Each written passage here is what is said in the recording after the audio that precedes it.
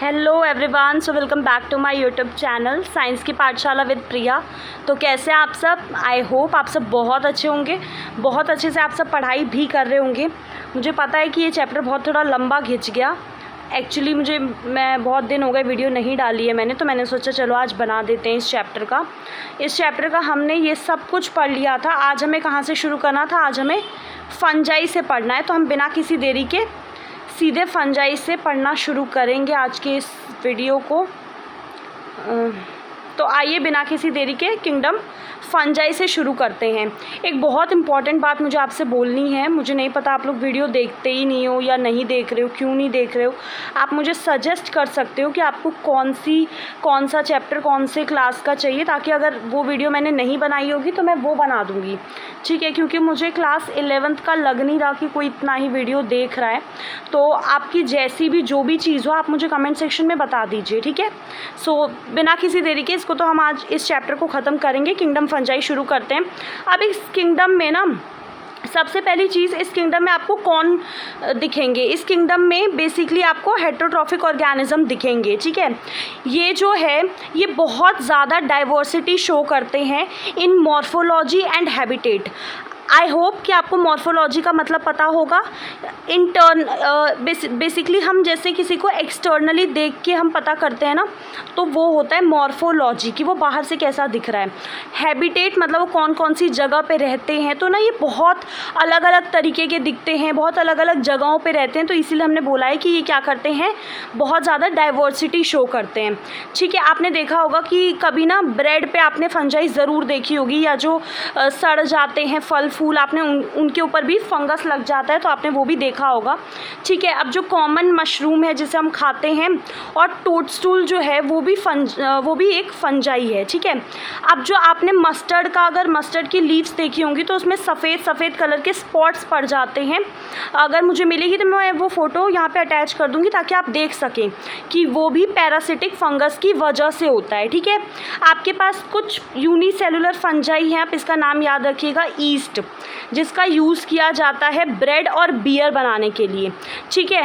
बाकी जो फंजाई हैं जो डिजीज़ भी कॉज करते हैं प्लांट्स में, एनिमल्स में, जैसे एक वीट रस्ट कॉजिंग पक्सीनिया एक फंगस है जो कि बेसिकली वीट रस्ट कॉज करता है, ठीक है। इसकी भी मैं फ़ोटो अटैच करूँगी। आपको जो वीट के प्लांट होते हैं ना, उन पर ऐसा लगेगा जंक जैसा उस कलर के वो लग जाते हैं, ठीक है।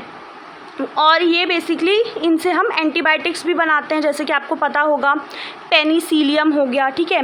और फंजाई जो हैं वो हर जगह पे मौजूद हैं। कॉस्मोपॉलिटन मतलब ऐसी कोई जगह नहीं होगी जहाँ फंगस ना होंगे, लगभग हर जगह पे हैं, हवा में, पानी में, सॉइल में, एनिमल पे, प्लांट्स पे, ठीक है। और ये लाइन आपको याद रखनी है कि ये मोस्टली प्रेफर करते हैं एक गर्म और उमस वाली जगह पे ना ग्रो करना, ये बहुत ज़्यादा प्रेफर करते हैं। अब शायद आपको आपका आंसर भी मिल गया होगा कि क्यों हम खाने को फ्रीज में रखते हैं फिर, ठीक है।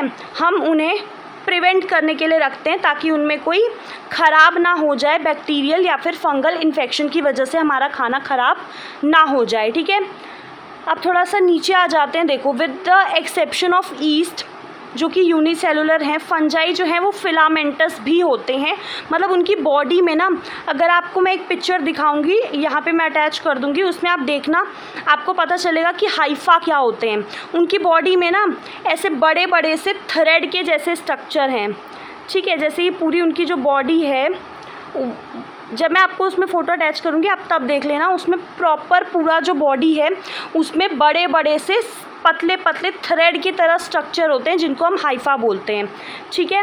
उसके बाद जो नेटवर्क होता है ना हाइफा का, जब पूरा ऐसे जाल बन जाए एकदम हाइफा का, तो इस पूरे को साथ में हम क्या बोलेंगे? हम इन्हें बोलेंगे माइसीलियम, ठीक है। हाइफा का जो जाल बन जाता है ना पूरा नेटवर्क, तो उसे हम क्या बोलते हैं? माइसीलियम, ठीक है। आप सब टेंशन मत लेना, इन सब की मैं फ़ोटो लगा दूंगी जब मैं इसको एडिट करूंगी, ठीक है।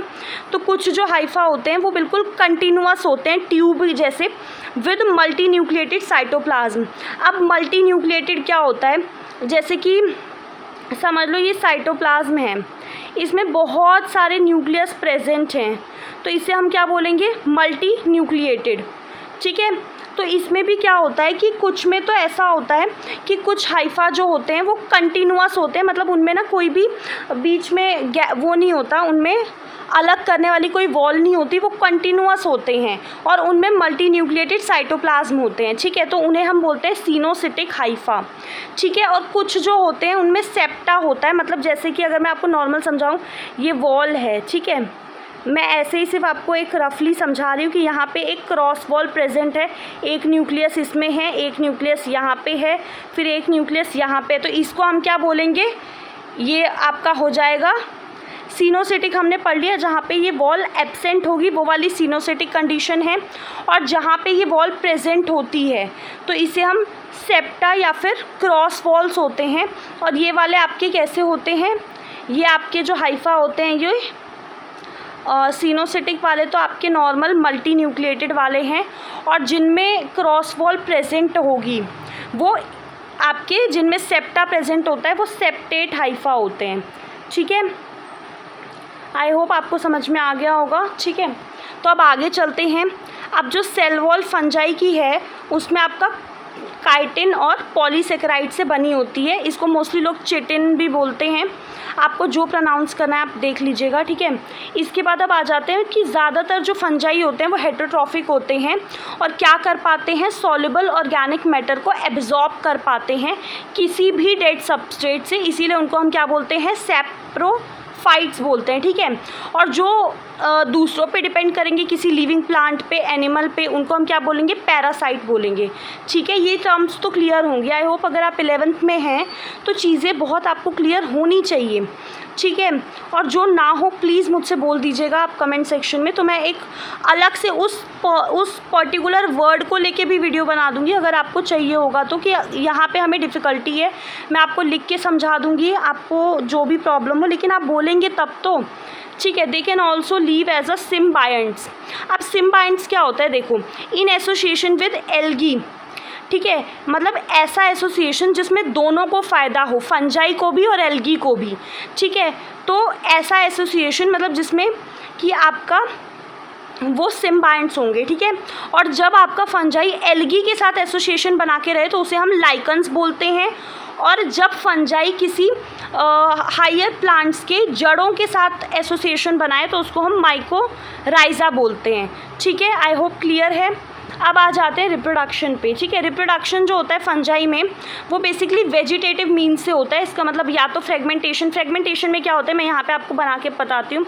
जैसे समझ लो ये एक फंजाई है, ठीक है, इसमें सबसे पहले यहाँ पे एक फ्रेगमेंट टूटा, ठीक है, ये दो में डिवाइड होगा और दोनों अलग अलग फंजाई बन जाएंगे, ठीक है, ये चीज़ आपको पता होगी फ्रेगमेंटेशन। उसके बाद आपका फिजन है, बर्डिंग है जिसमें कि बर्ड निकल जाती है, फिर वो बर्ड अलग हो जाएगी पेरेंट से, ठीक है। फिर एसेक्सुअल रिप्रोडक्शन आपका कैसे होता है, स्पोर्स से होता है, ठीक है। स्पोर्स में आपका कोनिडिया है या फिर स्पोरेंजियोस्पोर या फिर जूस्पोर, ये अलग अलग तरीके के स्पोर्स हैं, ठीक है। सेक्सुअल रिप्रोडक्शन जो होता है वो ऊस्पोर से, एस्कोस्पोर, बेसिडोस्पोर से होता है। अब जो अलग अलग तरीके के स्पोर्स हैं वो प्रोड्यूस करते हैं अलग अलग तरीके के स्ट्रक्चर को बनाते हैं, जिन्हें हम बोलते हैं फ्रूटिंग बॉडीज़, ठीक है। अब एक बार सेक्सुअल साइकिल में 3 स्टेप होते हैं, ठीक है। सबसे पहले तो क्या होता है, देखो, जो प्रोटोप्लाज्म है उनका फ्यूजन होगा, या तो 2 मोटाइल होंगे या नॉन मोटाइल गैमेट्स होंगे, तो उसे हम क्या बोलते हैं, प्लाज्मोगैमी। आपको यहाँ पे याद क्या रखना है कि जब प्रोटोप्लाज्म का फ्यूजन होता है तो उसको हम बोलते हैं प्लाज्मोगैमी। उसके बाद जैसे ही प्रोटोप्लाज्म का फ्यूजन हो गया उसके बाद न्यूक्ली का फ्यूजन होने लगता है तो उसको हम बोलते हैं कारियोगैमी। और फिर उसके बाद जो जाइगोट होता है उसमें मियोसिस होके वो हैप्लॉइड स्पोर बनता है, ठीक है। अब थोड़ा सा नीचे आ जाते हैं। जब फंगस सेक्सुअली रिप्रोड्यूस करता है तो 2 हैप्लॉइड हाइफा जो हैं, जो कि कंपैटिबल मेटिंग मतलब होता है कि जो आपस में एक ही उसके हों, ठीक है, आपस में कंपैटिबल हों, वो आपस में मिलते हैं साथ में और फ्यूज़ करते हैं, ठीक है। कुछ फंजाई में क्या होता है, फ्यूजन जो होती है वो 2 हैप्लॉइड सेल्स की होती है। अब जैसे N और N मिले, ठीक है, और वो मिलते ही तुरंत 2N बना दिए, ठीक है, हैप्लॉइड मतलब आप समझते होंगे एक सेट ऑफ क्रोमोसोम, ठीक है। और ये NN जब मिले तो 2N बन गया, जो कि आपका डिप्लॉइड सेल है, ठीक है।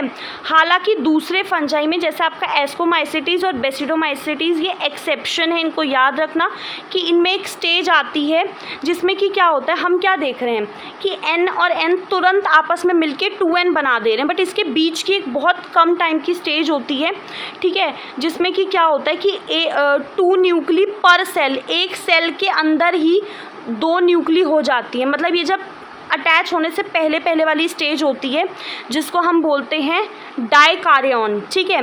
और इस फेज़ को क्या बोलते हैं, डाइकैरियोफेज, ठीक है। ये बहुत कम समय के लिए होता है, फिर आपस में अटैच होकर 2N बन जाएंगी, ठीक है।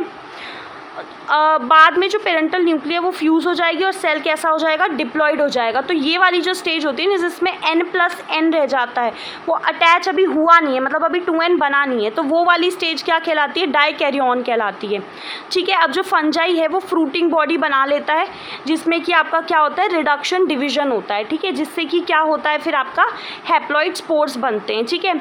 अब जो मॉर्फोलॉजी है कि माइसीलियम किस mode of spore formation, fruiting body, इसके बेसिस पे हमारे पास फंजाई को हमने अलग अलग क्लासेस में बांटा है। आज हम इतना ही रखेंगे और मैं नेक्स्ट क्लास में ये जो टॉपिक है इसको मैं प्रॉपर इसके जब मैं नोट्स बना के आपको वैसे समझाऊंगी, क्योंकि इस बुक में जो चीज़ें दी हुई हैं वो उतनी ज़्यादा मतलब आप जैसे अब आप तुरंत पढ़ोगे ना आपको समझ नहीं आई होंगी, आई एम डैम श्योर, क्योंकि मोस्टली जो बच्चे होते हैं उनको ये चीज़ें ऐसे नहीं समझ में आती। तो मैं इसको फिर आपको प्रॉपर नोट्स बना के नेक्स्ट वीडियो जब आएगी तो उसमें मैं प्रॉपर मैंने नोट्स बनाया होगा, उस नोट्स के PDF से मैं आपको पढ़ाऊँगी ताकि आपको ये चीज़ समझ में आए, फंजाई टॉपिक क्लियर हो जाएगा, ठीक है। बट तब तक के लिए आप इससे काम चला लीजिए। थैंक यू सो मच, अपना ध्यान रखिएगा और वीडियो पसंद आए तो सब्सक्राइब करना मत भूलिए, बहुत ज़रूरी है। और मुझे समझ नहीं आता लोग सब्सक्राइब करते हैं फिर तुरंत अनसब्सक्राइब भी कर देते हैं कुछ टाइम बाद, अरे मतलब क्या चल रहा है, प्लीज़ ऐसे मत कीजिए। मुझे लगता है कि पता नहीं क्या हो गया, मुझे लगता है कि फिर पता नहीं कोई तो प्रॉब्लम है, तो बताइए। अब आप अगर, मुझे पता है कि एजुकेशन के फील्ड में अगर कुछ भी बनाओ तो व्यूज़ भी नहीं आते और सब्सक्राइब तो लोग करते ही नहीं है, वो भी मुझे पता है, बट स्टिल अब मेरे पास कोई वो और कंटेंट है ही नहीं तो मैं क्या करूं, है ना। सो प्लीज़ सब्सक्राइब कीजिए, सपोर्ट कीजिए। थैंक यू सो मच, अपना ध्यान रखिएगा और खुश रहिए और कोशिश कीजिए कि आप दूसरों की सक्सेस को देख के जले नहीं उनसे, बल्कि आपका भी जो मन करे वो आप कीजिए। So thank you so much, अपना ध्यान रखिए, बाय।